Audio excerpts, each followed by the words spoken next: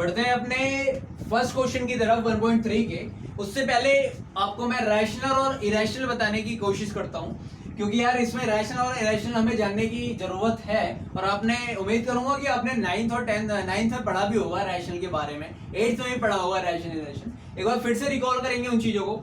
तो देखो rational number जो होता है ना, ये आप सबको पता है, ये p/q के फॉर्म में होता है। किसके फॉर्म में होता है भाई?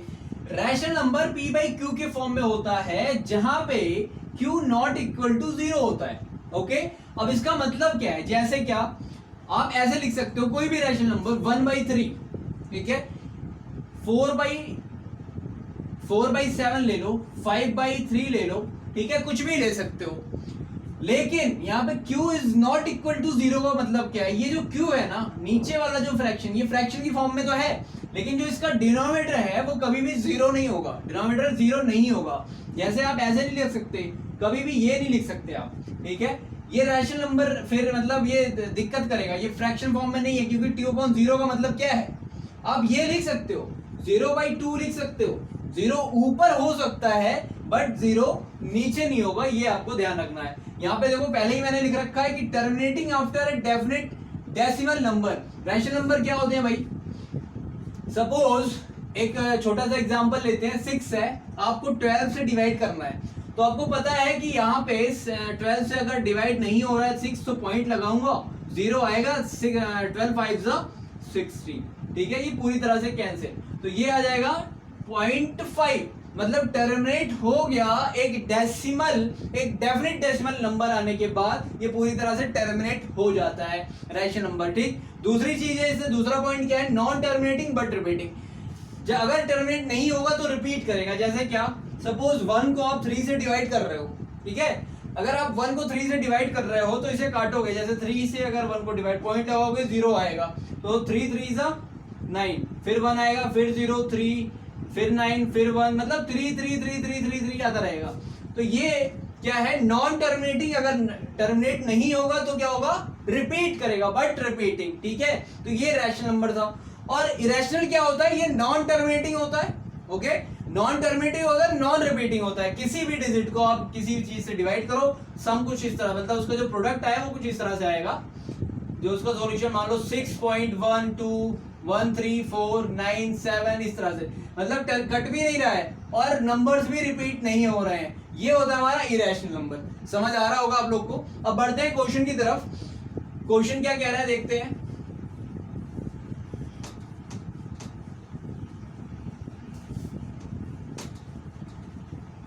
तो क्वेश्चन ये कह रहा है, prove that √5 is irrational number.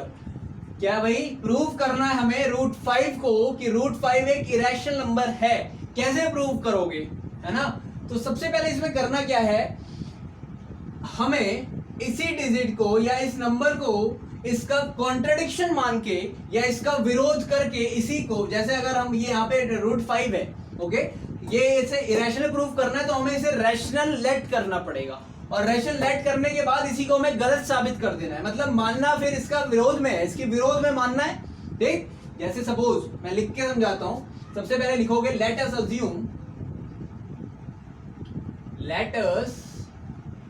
Assume √5 is a, ठीक है, रैशनल नंबर। इसे आपको अज्यूम करना है। अच्छा, जब √5 एक रैशनल नंबर है तो आप क्या करोगे, नाउ लेट √5 अगर रैशनल है तो मतलब ये a/b के फॉर्म में है या p/q के फॉर्म में है, ये आपको पता है। अब यहां पे देखो, वेयर, एक नई चीज आएगी आपके सामने, where a and b are co-prime number, ठीक है, को-प्राइम नंबर जहां पे b नॉट इक्वल टू होगा 0 के। अब यहां पे आप लोग कह रहे हो कि भाई ये को-प्राइम क्या होता है, को-प्राइम कहां से आ गया, है ना? तो को-प्राइम पहले समझा देता हूं। को-प्राइम होता है जिसका HCF 1 हो, जिस पेयर का HCF 1 हो उस नंबर को हम को-प्राइम कहते हैं। जैसे देखो, ऐसे समझो कि 3 और 4 है, ठीक है, 3 और 4 है, इसे A भी मानो आप, तो अगर ये 3 और 4 इनके फैक्टर्स देखोगे सेम नहीं होंगे, या इनका जो HCF आएगा वो 1 आएगा।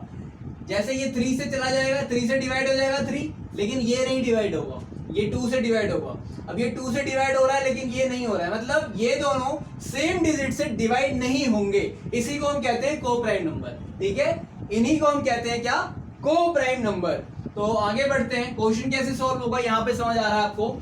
एक बार हमने क्या किया, यहाँ पे अज्यूम किया कि भाई ये √5 जो है ये एक रैशनल नंबर है, ठीक, रैशनल नंबर है, और इसी रैशनल नंबर को अब हमें जाके गलत प्रूव कर देना है कि भाई ये रैशनल नहीं है। अगर ये रैशनल नहीं होगा तो ये रैशनल होगा, यही हमें प्रूव करना है। को प्राइम मैंने समझा दिया है, ये आपको लास्ट में काम आएगा, जो भी लास्ट जब हम क्वेश्चन का लास्ट कंक्लूजन निकाल रहे होंगे तो यहाँ पे इसका काम पड़ेगा।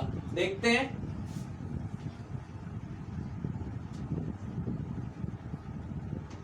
यहाँ पे आप लिख लो b is not equal to 0, ठीक है। तो अब यहाँ पे क्या करते हैं, स्क्वायरिंग बोथ साइड।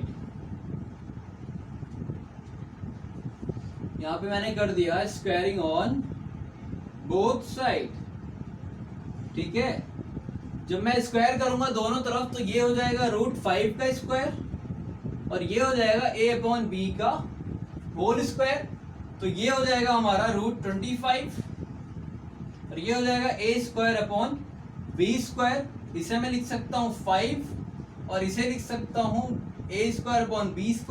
अब मैं जब इसे इधर ले जाऊंगा तो ये हो जाएगा हमारा, इसका इधर मल्टीप्लाई करूंगा तो b² 5 is equal to a²। अब मैं b² को अगर यहीं रहने दूंगा, 5 को इधर ले जाऊंगा तो a²/5 आएगा हमारा।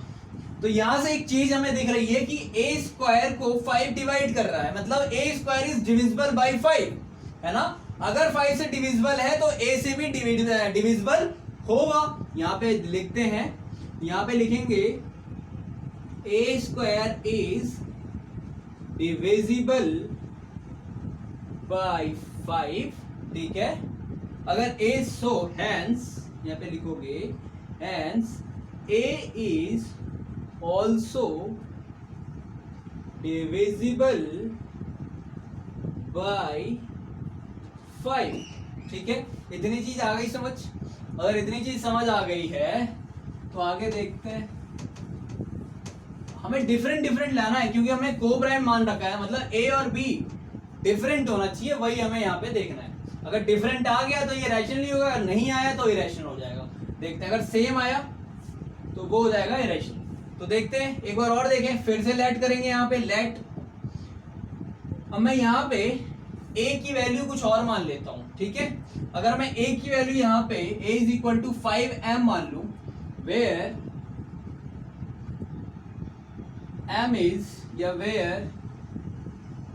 इज पॉजिटिव नंबर, ठीक है। यहाँ पे आप लिख देना पॉजिटिव इंटीजर। करना क्या है, a की जगह, ठीक है। अब यहाँ पे जो सॉल्यूशन था सेम होगा, यहाँ पे बस a की वैल्यू आपको पुट करनी है। यहाँ पे √5 का होल स्क्वायर, और यहाँ पे 5m अपॉन b², ठीक है। 5m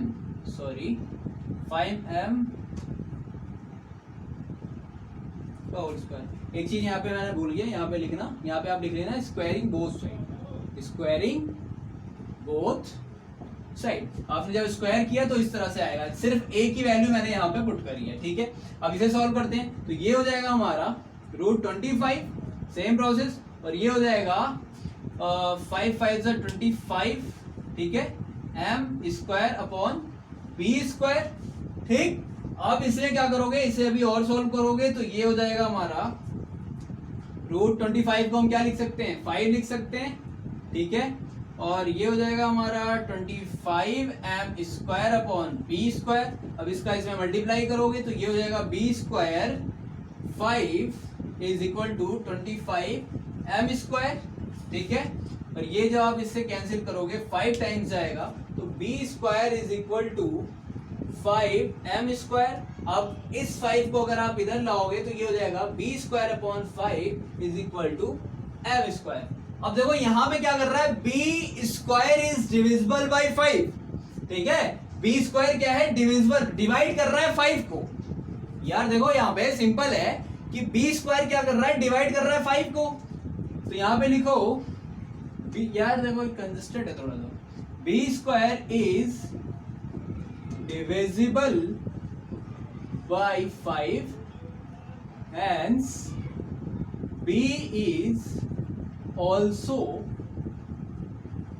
divisible by 5।